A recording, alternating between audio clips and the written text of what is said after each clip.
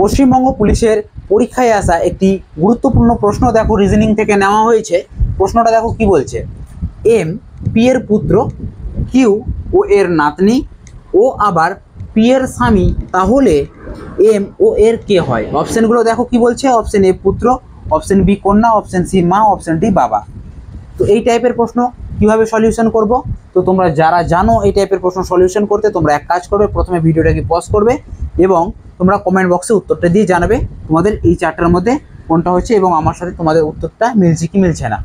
তো এই টাইপের রিজনিং আমরা কিভাবে সলিউশন করব, আমরা একটা জিনিস মাথায় রাখবো, ছেলে বা পুরুষ যদি বোঝায় সেক্ষেত্রে আমরা প্লাস দ্বারা ডিনোট করব, প্লাস অর্থাৎ যোগ চিহ্ন দ্বারা ডিনোট করব, এবং যখন আমাদের কোনো মহিলা বা নারী বা কোনো মেয়ে বোঝাবে তখন সেক্ষেত্রে আমরা মাইনাস দ্বারা ডিনোট করব।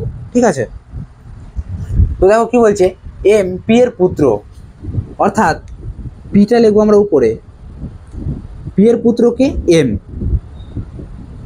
পি এর পুত্রকে হচ্ছে এম। ঠিক আছে, যেহেতু পুত্র ওই জন্য এখানে প্লাস চিহ্ন দিলাম। এবার তারপরে দেখো কি বলছে, কিউ ও এর নাতনি, তো কিউ আর ও এর এখানে তো কোনো সম্পর্ক নেই, সুতরাং এই লাইনটিকে আমরা স্কিপ করে দেবো। ঠিক আছে, তারপরে দেখো কি বলছে, ও আবার পি এর স্বামী, তাহলে পি এর স্বামীকে ও, তাহলে স্বামী যেহেতু এরা স্বামী স্ত্রী ওই জন্য ইকুয়াল চিহ্ন দিলাম, ও হচ্ছে কে স্বামী, কার স্বামী? পি এর স্বামী, ওই জন্য এখানে প্লাস চিহ্ন দিলাম। এই যদি স্বামী হয় তাহলে কি হবে? স্ত্রী হবে, ওই জন্য এর মাথায় মাইনাস চিহ্ন দিয়ে রাখলাম।